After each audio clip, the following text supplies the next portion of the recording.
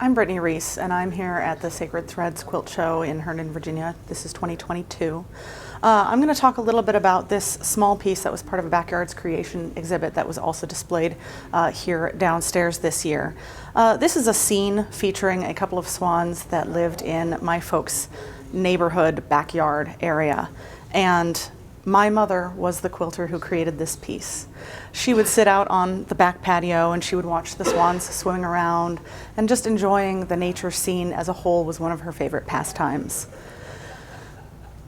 She made this quilt as part of this show, which was actually traveling around to a number of hospital locations.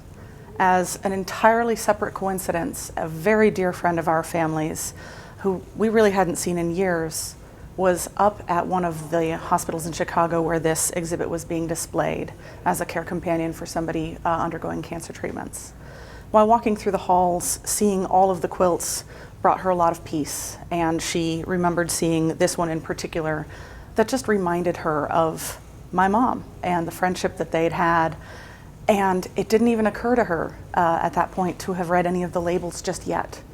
And then when hearing about my mom getting ill, she was spending a lot of time in her own prayer and thoughts, walking through the hallways, and stopped and looked at this quilt more closely and realized just then, only a few days before my mother passed, that this actually was her quilt that was made. So that was quite an impactful moment for her. She about fell to her knees on the floor in tears when she realized the connection to somebody she knew and loved so very much.